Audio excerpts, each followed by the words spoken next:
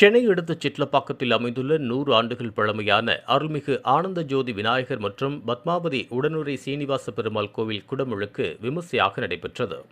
சிட்லப்பாக்கம் ஜோதி நகரில் 100 ஆண்டுகள் பழமையான அருள்மிகு ஆனந்த ஜோதி விநாயகர் மற்றும் பத்மாவதி உடனுறை சீனிவாச பெருமாள் கோவில் குடமுழுக்கு வெகு விமர்சையாக நடைபெற்றது. கடந்த 3 நாட்களாக நடைபெற்ற யாகசாலை பூஜைகள் நடைபெற்று மகா பூர்ணகதி நடைபெற்று புனித கலச நீரை மேளதாளங்கள் முழங்க ஊர்வலமாக கொண்டு செல்லப்பட்டு கோபுர கலசங்களுக்கு குடமுழுக்கு செய்யப்பட்டது. அதனையொட்டி தீபாராதனை தீர்த்த பிரசாதம் வழங்கப்பட்டு அலங்காரம் செய்ய அருள்மிகு ஆனந்த ஜோதி விநாயகர் மற்றும் பத்மாவதி உடனுறை சீனிவாச பெருமாள் ஆகிய சாமிகளை சிட்லப்பாக்கம் சுற்றுவட்டார பக்தர்கள் பங்கேற்று வழிபட்டனர்.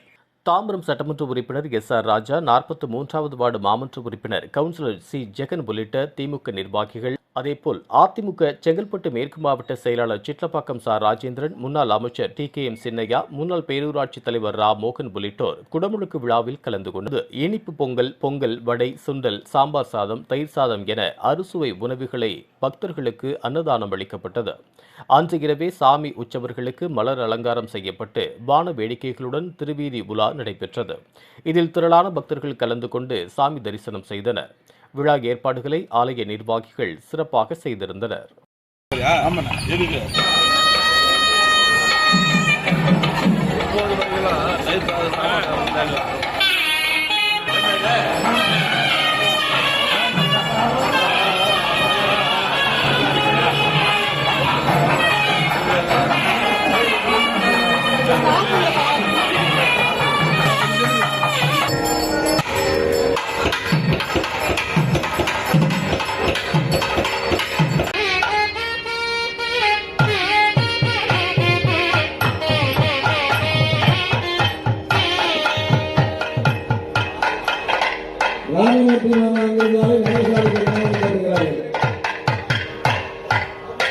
திரு ராமமூர்த்தி மாமா இங்கிருந்த போது யாத்திராதாரம் கும்பபுரப்பாக நடைபெற உள்ளதால்